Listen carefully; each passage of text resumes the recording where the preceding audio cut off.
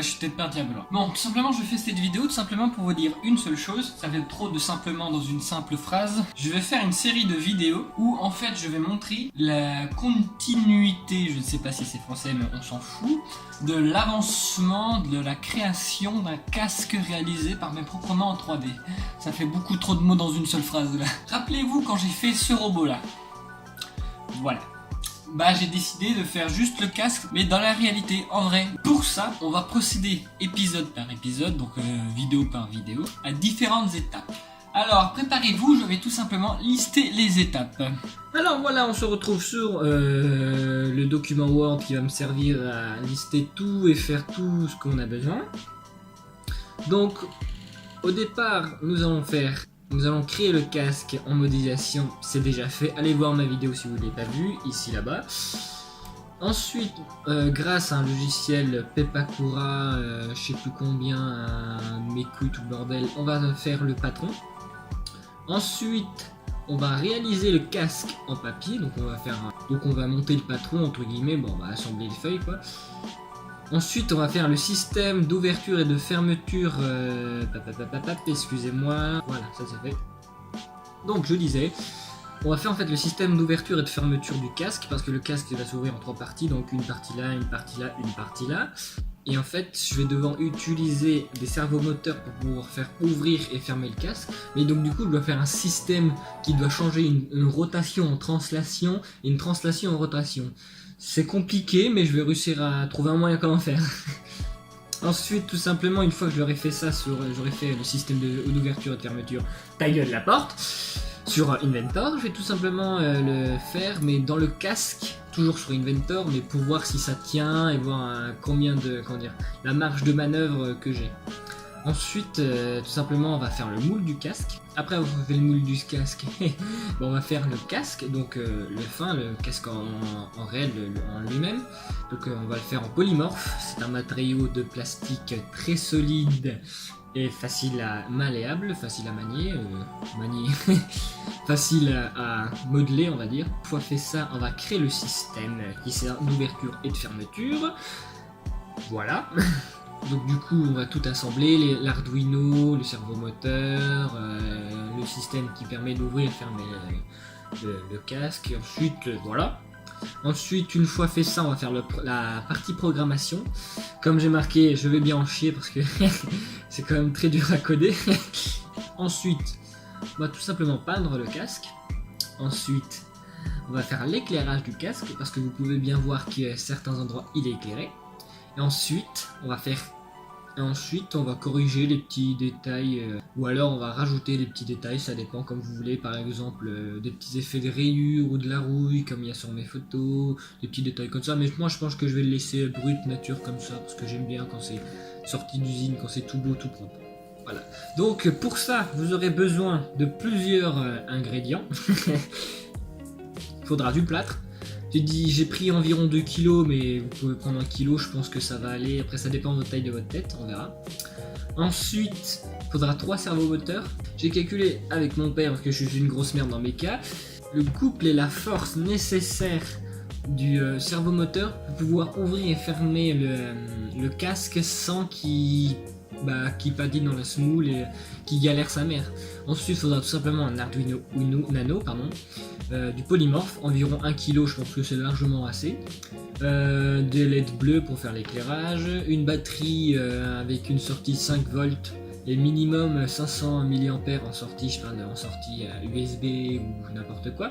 Parce qu'en fait, ce qu'il faut savoir, c'est qu'un servomoteur consomme en moyenne, on va dire, 100 mAh pour ce calibre-là, donc environ 2 kg par centimètre.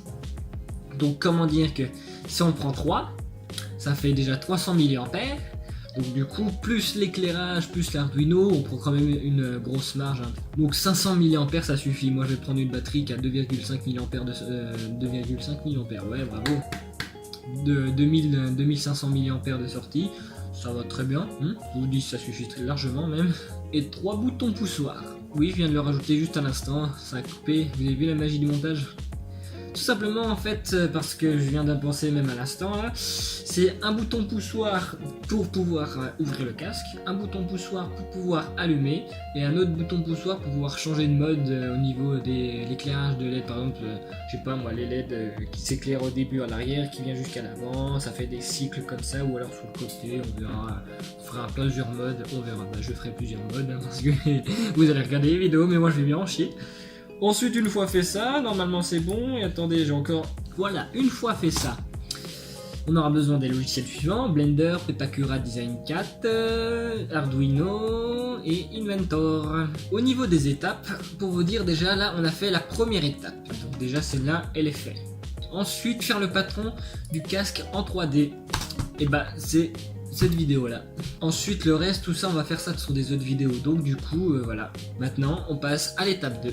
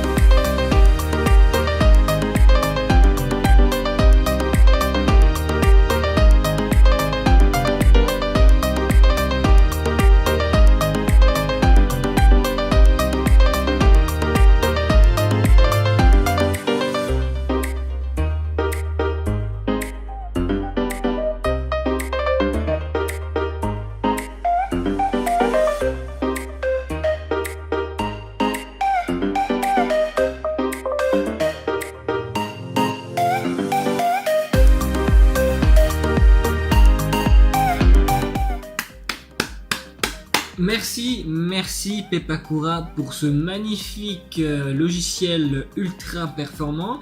Parce que tout simplement le problème c'est que certes tu as accès à tout avec la version gratuite de Pepakura, mais le problème c'est que si tu veux enregistrer les images ou alors tout ce que tu as fait, et ben t'es obligé de télécharger la version payante. Et ça coûte 43 €, un truc comme ça. Donc du coup je l'ai eu un peu dans le cul. Donc j'ai trouvé un autre système pour pouvoir contourner ça. Je l'ai craqué. Vous avez rien entendu. Là ça peut reprendre. Du coup voilà, tout est fait. Et on se retrouve pour la prochaine vidéo pour simplement réaliser le casque en papier pour voir si tout est bien, voir la taille du casque, si tout est bon. Allez, c'était Mr. KitKat, ciao.